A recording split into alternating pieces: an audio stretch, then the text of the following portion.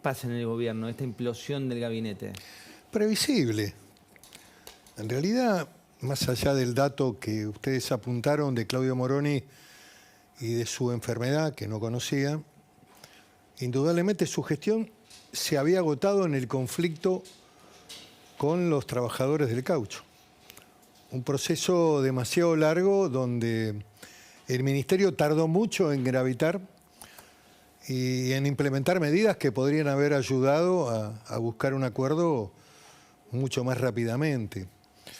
El ministro de Trabajo tiene la posibilidad, frente a una huelga de esas características, de haber decretado la ilegalidad de la misma, de haber llamado a conciliación obligatoria, en fin, un conjunto de medidas que estuvieron ausentes en el proceso de crisis. Es indudable que esa gestión estaba ya con cierto desgaste. El caso de Zabaleta era público. Zabaleta venía anunciando a cuatro vientos que se iba. ¿Y qué implica para un peronista que la cámpora te coma el distrito? No lo sé, es un hombre que ha trabajado bien en Hurlingham y seguramente va a intentar mantener el municipio, vuelve para eso. Me parece que ese dato también estaba. Lo que no estaba era precisamente la hecatombe que ocurrió como consecuencia de la intervención de Gendarmería y de la Fuerza Combinada de Prefectura y Policía Federal, que fue razonable. Si tuviera que ponerle un título, fue razonable. Creo que ha habido una filtración de algún sector del gobierno dirigido a los que ocupaban ese espacio de la zona del Mascardi. No estoy imputándolo al ministro, porque creo que es al que efectivamente se perjudicó con la operación, dado que cuando llegó al lugar, todos los personajes más peligrosos, el hermano de Jones Wallace, hasta el propio Jones Wallace, que todo el mundo sabe que está dando vueltas por territorio argentino y en la zona de Mascardi. Lo han visto pobladores de esa región. Pero bueno, la salida de la ministra Alcorta es increíble. Mira, tengo declaraciones Increíble. de la ministra Alcorta, en realidad, que ya anunció su renuncia. Mira lo que decía. Es, sin lugar a dudas, convocarnos a todos y que hoy en este marco que estamos hablando de mujeres mapuches a las cuales se les están violando sus derechos, sí, vamos a traerlas, habla también de esa fuerza que tiene hoy, que ya no traslada todas las fronteras cuando sabemos que hay graves violaciones a los derechos humanos en cualquier lugar del mundo. La verdad que la intervención de las Fuerzas Combinadas Federales fue una intervención totalmente razonable y la que dispuso el traslado de las mujeres detenidas en el lugar de la ocupación. No estaban allí tejiendo al crochet las señoras mapuches. Es las 7 detenidas que dispuso la jueza Domínguez, una jueza bastante impresentable también, por qué no decirlo, porque es la misma que con una medida cautelar le cedió al INAI y a parte de la comunidad mapuche 300 hectáreas del ejército argentino que están en el corazón verde de San Carlos de Bariloche, frente al lago Nahuel Huapi, y que le pertenecieron históricamente a las Fuerzas Armadas y al ejército argentino. Esperemos que la Corte, dicho sea de paso, abordando este tema, resuelva el recurso que está planteado y que le restituya al ejército a la tierra. Lamentablemente la Cámara Federal, que ya tenía un fallo también favorable a este requerimiento, no pudo afrontarlo porque la presentación del ejército fue tardía. Supuestamente el ministro Tayana o los que tenían que dar la orden la dieron tarde. ¿Y por qué la dan tarde? Bueno, en principio negligencia, impericia, de mínima. ¿Está incómodo el gobierno con esto? Está como quedó demostrado, había sectores del gobierno, por eso tardaron tanto en intervenir también.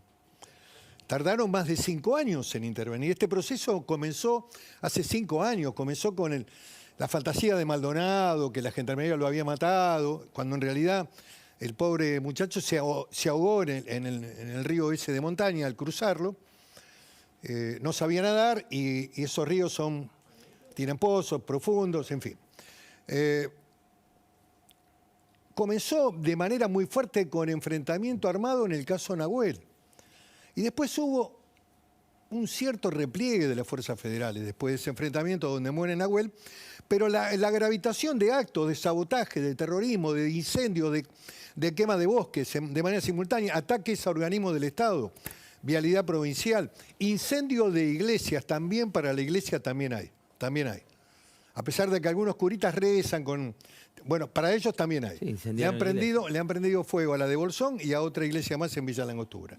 ¿Qué quiero decir con esto? Que Monseñor Ojea no cumple con la ley, porque tenía la orden de desalojo para desalojar de las tierras que le pertenecían a la diócesis de San Isidro, lugares que eran utilizados por muchos jóvenes de todo el país. En el verano conocían Bariloche, jóvenes humildes que conocían Bariloche. Bueno, con la orden en la mano, con el abogado que la tramitó, que es el doctor Saavedra, un hombre muy, muy competente, había que ir a hacer efectivo con la fuerza de seguridad la recuperación de la zona. Sin embargo, Monseñor Ojea dijo que no, que con la violencia no. En realidad, Monseñor Ojea banca la violencia mapuche, el ataque a vecinos. Es lo mismo que este gobierno que mostró su cara peor. En realidad, la reacción de esta señora es vergonzosa. Es parte del gobierno, es la que debe garantizar principios de orden. y termina denunciando a su propio gobierno por violación de derechos humanos. ¿Y por qué desde el gobierno tratan esto como espectadores? Digo, ¿por qué se plantea así? Acá hay que analizar más profundamente cuál es la agenda de la izquierda después de la caída del muro. Como a Latinoamérica siempre llega tarde, en Europa la agenda fue medio ambiente, género, diferentes, hiperambientalismo y pueblos originarios. Esa agenda se trasladó fuertemente a Latinoamérica. Alberto Fernández puso en marcha esa agenda de temas. ¿Pero él cree en esa agenda? Bueno, modeló su gobierno esa agenda.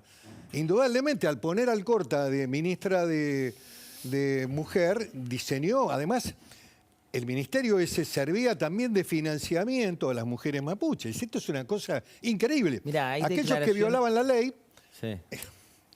Y que cometían delitos y atentados contra el Estado, el último fue a mano armada, José. A mano armada, 20 personas a mano armada atacaron un puesto de gendarmería. Miguel, hablando de eso, la ministra, que también anunció su salida, como decíamos, esto es lo que decía respecto de las detenidas. Mirá. La situación es sumamente preocupante, hay que decir que desde la madrugada del 4 de octubre, hace más de 48 horas, por orden judicial se detuvieron a 7 mujeres, indígenas ellas, una líder espiritual, una machi. 4 mujeres las trasladan, ya están aquí en Buenos Aires, a 1.500 kilómetros de donde viven, sin haber tenido contacto con un abogado o una abogada, sin haber tenido contacto con nadie. Y lo más grave, hay 2 cuestiones. Una es que no se sabe aún hoy qué es lo que se les imputa. Líder espiritual. Bueno, la verdad que la gente y la sociedad que vive en Bariloche, Villa Langostura, Bolsón, necesita una guía espiritual en serio. Un gobierno que se preocupe por la seguridad, por los ciudadanos, por los buenos ciudadanos. A ver, la orden la dio la doctora Domínguez, jueza subrogante de San Carlos de Bariloche, vacante que hace largo tiempo está sin completar. El Consejo de la Magistratura tiene una demora allí. Esta señora es jueza de Zapala. Y la que dio la orden de trasladar, la verdad podría haberla llevado al establecimiento federal que hay en Esquel. Hay una cárcel federal en Esquel. La verdad no sé para qué las trajo Ezeiza. Es una cárcel de mujeres en Ezeiza. Debe ser ese el motivo por el cual las trasladó. De todas maneras, ya hubo una orden de la Cámara de volver a trasladarlas. Por lo tanto, tampoco hay tanto perjuicio. ¿De qué se las imputa?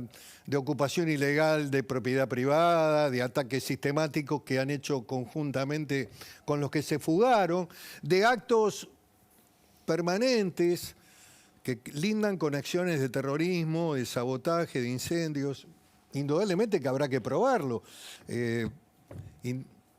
Para eso está, digamos, la tarea del juez y de los fiscales, pero en principio estaban en un lugar que habían ocupado de manera ilegal y que no les pertenecía. Estaban allí desde hace mucho tiempo. ¿Cómo crees que puede seguir este conflicto? Bueno, habría que seguirlo con la justicia.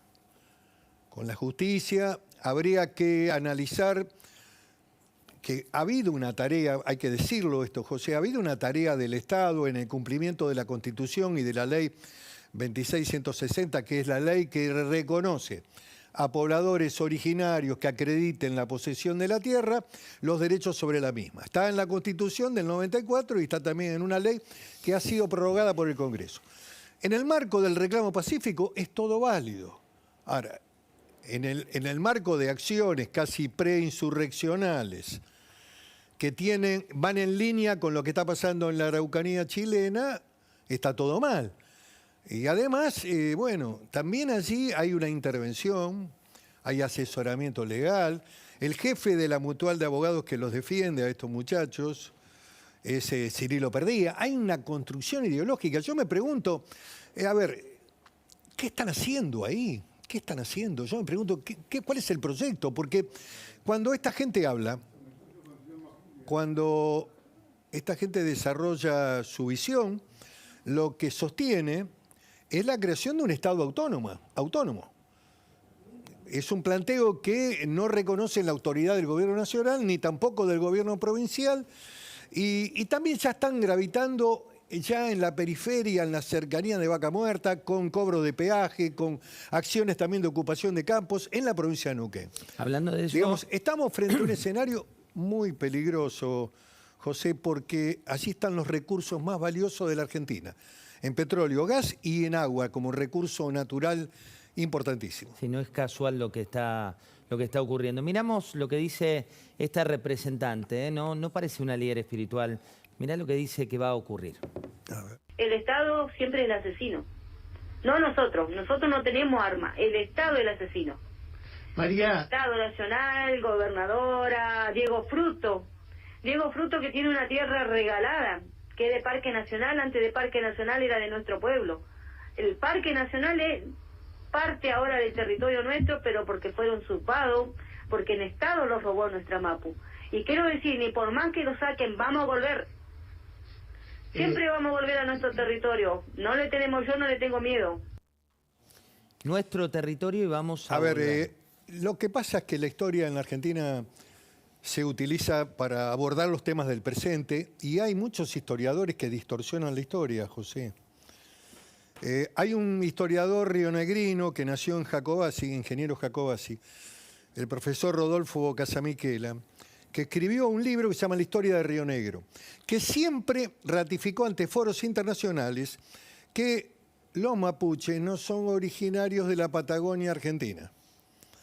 Es un pueblo invasor originario de la Patagonia chilena, de la zona de la Araucanía, y que cuando entraba el Malón, entraba por el corazón de las salinas, tampoco estaba instalado sobre los lagos del sur argentino. No era un territorio muy habitual utilizado por las tribus mapuches que cruzaban todo el territorio desde Chile para venir a asolar los pueblos de la provincia de Buenos Aires, robarse el ganado y las mujeres, que luego vendían del lado chileno. En cierta medida estaban alentados también por el Estado chileno, porque la Patagonia argentina era un territorio vacío, en donde lógicamente estaba la discusión de la soberanía, y hubo un héroe en la Argentina. Hubo un hombre que planteó, digamos, la intervención militar sobre la Patagonia y que ocupó la Patagonia para el Estado argentino. Cuando termina su segunda presidencia, Julio Argentino Roca, la totalidad de la Patagonia y la proyección sobre la Antártida flameaba la bandera argentina. A ver, el choque de civilizaciones con esta señora se dio en el siglo XIX. Esto tiene que encontrar medios, mecanismos de mediación razonables para reconocer derechos legítimos sobre la base de la ley y de la Constitución. Cuando el hecho es violento, a través de lucha armada, de locuras armadas, con asesores montoneros viejos de la década del 70, estamos en problemas.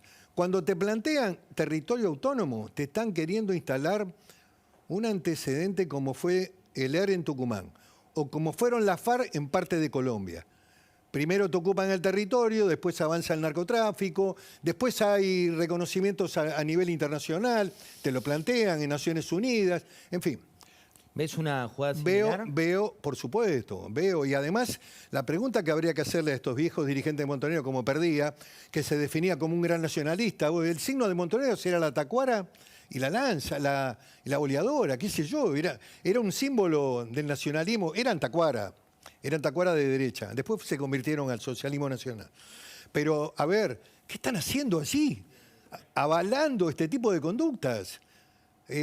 Supuestamente, digamos, gente que en algún momento tuvo alguna identificación con lo nacional, después dispararon para el lado de la violencia. Indudablemente, ¿o hay algún modelo pro-chino funcionando en esa zona? ¿Hay una conexión, decís? No lo sé. Estoy tratando de reflexionar un poco en voz alta porque, a ver, no encuentro las razones por las cuales estos personajes participantes de la tragedia de los 70 están allí asesorando a los mapuches. De por qué parte de este gobierno, que tiene dirigentes del PC adentro metidos, que también hoy salieron a hablar de represión. Hoy salió un dirigente importante que era del PC, que ocupa la presidencia de la Comisión de Presupuesto, director de un banco importante. Carlos Heller. Carlos Heller salió a repudiar los eventos. A ver, ¿de qué estamos hablando? ¿De qué estamos hablando? Estamos hablando de hechos ilegales. Y la verdad, cuando uno analiza el comportamiento del INAIS, cuando uno analiza derechos humanos, el CEL, todos los organismos estos que trabajan paralelo al Estado, bancando todo esto, bueno, el gobierno está en problemas porque el gobierno construyó los problemas. Y hablando de eso, lo que pasó en la provincia de Buenos Aires y el rol de Kicillof, el rol de Bernie, ¿cómo lo estás viendo?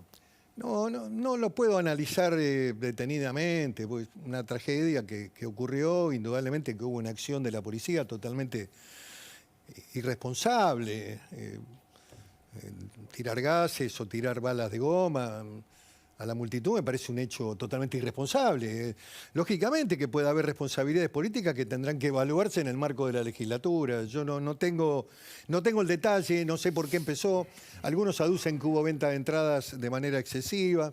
En fin, el mundo del fútbol en la Argentina tiene problemas también, tiene problemas. Hubo que ir a jugar una final a Madrid de dos equipos de fútbol importantes de la Argentina, de River y Boca, o no lo recordamos esto. Uno se olvida de eso. Y la fragilidad es una forma de ayudarse a tratar de no recordar cosas. Es como una autodefensa, olvidarse. Miguel, te llevo a Juntos por el Cambio y te llevo a lo que pasó con Facundo Manes. Quiero recordarte lo que ocurrió un domingo aquí en la pantalla de La Nación Más, cuando en la cornisa Manes decía esto.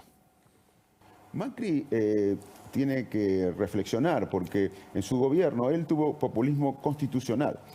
Hubo operadores que manejaban la justicia, que influían en la justicia. Eso es populismo institucional.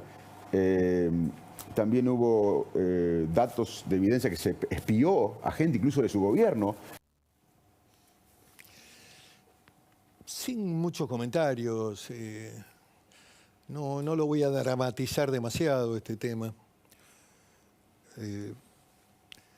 Me parece que Manes tiene derecho a construir una identidad y a tratar de proyectarse con esa identidad hacia adentro de Juntos por el Cambio, si es que realmente está decidido a mantenerse dentro del espacio opositor, que es la única manera en la Argentina de volver al poder. A ver, sin Juntos por el Cambio no hay posibilidad de volver a ganar las elecciones, ¿eh? O con un Juntos por el Cambio dividido, con una parte del radicalismo afuera, de otro sector, creo que hay riesgos y no se puede subestimar al gobierno. O sea, te pueden aplicar un doble combo en estas horas. ¿Cómo es? Es muy simple, pueden ir por las primarias y pueden ir por el adelantamiento de las elecciones. ¿Y con ambas hay una tenaza? Y con ambas hay una aceleración de las definiciones que todavía hoy no están maduras en el proceso de Juntos por el Cambio.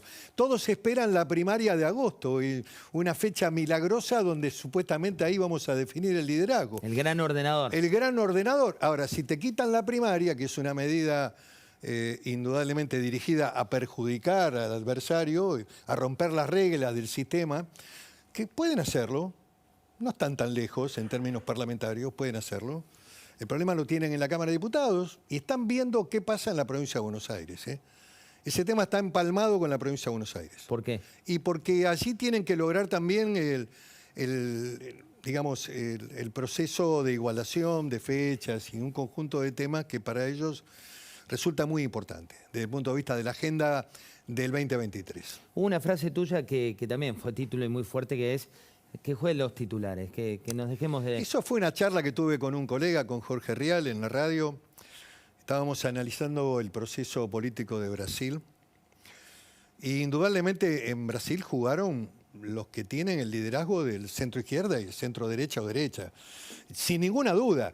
En la anterior elección había jugado Haddad, el actual candidato a gobernador en San Pablo, que todavía no tiene definido la elección de gobernador, va a segunda vuelta.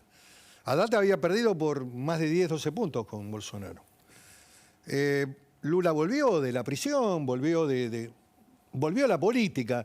En Latinoamérica siempre los expresidentes ejercen un liderazgo, una atracción, sus ideas están instaladas, su imagen, el conocimiento. Hay un conjunto de cuestiones que hacen que siguen siendo líderes gravitantes. Y lo que analicé es que indudablemente puede haber un escenario. Yo sé que muchos colegas tuyos lo niegan, que es un retroceso, que volver al pasado. Todas frases que son, la verdad, no realistas, José. ¿Por qué? Porque la política siempre se debe hacer con una cuota de realidad, de visión. Puede ocurrir, puede no ocurrir, pero puede ocurrir un evento como ese, de que ambos definan incluso esta coyuntura histórica que tiene la Argentina, esta visión de para dónde va el país. Una visión hacia el capitalismo más moderno, menos intervención estatal, que plantea que planteó siempre Macri en su gobierno. Una visión más pro-occidente a una visión más intervencionista de la economía, más rigidez, más Estado, más control de precio, qué sé yo. ¿Entre Macri y Larreta preferís Macri como candidato 2023? No voy a hacer definiciones que descalifiquen a uno a otro. Lo que estábamos analizando era esa coyuntura de Brasil, donde la potencia de las dos fuerzas se llevaron, José, el 92% del electorado. ¿Qué crees que va a pasar en la Argentina? Va a ser así. Va a ser así. ¿Y cómo 92% del electorado va a estar repartido entre las dos grandes coaliciones. ¿Un Milei cómo juega? Con un 7, un 8, un 10. ¿Qué sé yo? ¿No lo ves cerca del 20, 19? No lo veo. No lo veo. Creo que la sociedad entiende que si quiere más de lo mismo tiene que votar por el Frente de Todos, si quiere seguir desarrollándose el fenómeno mapuche en el sur, con esta visión extrema de los derechos humanos. Bueno, está todo válido, todo es válido. Lo que es inválido es la violencia. O si quiere un cambio va a ir a apostar fuertemente Juntos por el Cambio, que es la propuesta alternativa. Esta es mi visión. Ahora, lógicamente que siempre en los pueblos hay una dinámica y acontecimientos que pueden hacer cambiar esto. Ya está aquí el Turco Asís para en un ratito hablar también de política explícita. Hablando de lo que viene, ¿no? ¿Lo trajiste acá al maestro? Lo traje, vamos a charlar y vamos a hablar en un día que es muy interesante con tantos cambios acá en el gabinete. Estoy de más acá, Jorge. No, ya está preparado, lo viste que siempre impecable. Impecable. Nos queda el estilo. A todos nos queda el estilo. A la edad nuestra nos queda el estilo, Jorge, ¿no? Queda el estilo, ahí lo tenés preparado. Miguel, hablando de lo que viene, que la vicepresidenta no se hable con el presidente en un contexto en el cual se van 3 ministros. ¿Qué dice nuestro país? La verdad, no creo que le agreguen trascendencia a estos temas. No cambia la dinámica del gobierno y la verdad que tampoco la hago responsable a ella de estas salidas. ¿Por qué? Porque, te repito, en un gobierno, ya lleva 3 años este gobierno, y los ministros también se desgastan, están para eso, son fusibles, de última sale uno, entra otro. El que tiene un gran desgaste es el propio presidente, este es el problema. El problema es que tienen que llegar con el presidente al 10 de diciembre, este es el problema que tiene el gobierno. El desgaste principal está allí, después los ministros, que uno se vaya, que venga otra, qué sé yo. La verdad, no lo defino como un hecho dramático de la vida institucional de un país. En general, a veces hay ministros que salen eyectados con mucha más rapidez, al año, a los 6 meses. Ha habido casos. Menem también rotó muchos ministros. En general, No es un fenómeno que me llame la atención. ¿Qué es hoy el Frente de Todos? No, es la coalición de gobierno. Es un espacio donde está el peronismo y también hay visiones de centro-izquierda, esta visión, digamos, allí confluyen dirigentes del PC, fenómenos que son interesantes, mucho radicalismo que también se pasó al proceso ya más radicalizado de la izquierda, digamos, se actúan en organismos internacionales votando en contra de lo que nunca hubieran hecho en su vida militante de joven, qué sé yo. Avalan dictaduras, bueno, qué sé yo, hay cosas que son para el detalle y que habría que, lógicamente, analizarlas. El caso de Raimundi en la OEA, por ejemplo, un hombre que viene de la mano de Storani de militante en Franja Morada y hoy vota con Venezuela, qué sé yo. Miguel, la última, cuando uno ve todo lo que está transcurriendo y lo que pasa de cara al año próximo, ves una inflación muy alta, un ministro de Economía con alto perfil. Ha logrado que la luz se parara antes de que se corriera al precipicio. Digamos, creo que ha recaudado para el Banco Central, estaba en una situación complicada la Argentina. Por supuesto que el esquema inflacionario es lo más difícil porque viene con un proceso de espiralización, dirían los economistas. Se va subiendo. Va subiendo y las proyecciones son... Para hacer un plan de estabilización también requerís de reservas en el Banco Central. Es el cuello de botella que tiene el gobierno, pero me parece que cuando lo designaron a Sergio Massa estaban en el abismo. ¿Y ahora? Y ahora, digamos, como que están en cierta medida con grandes complejidades, con grandes problemas, pero medianamente han logrado tiempo. No resolvieron los temas de fondo, pero han logrado Ganaron tiempo. Miguel, muchas gracias por venir. No, gracias, José, por la invitación. Veamos lo que decía Luis Barrionuevo y vamos a saludar al Turco Así.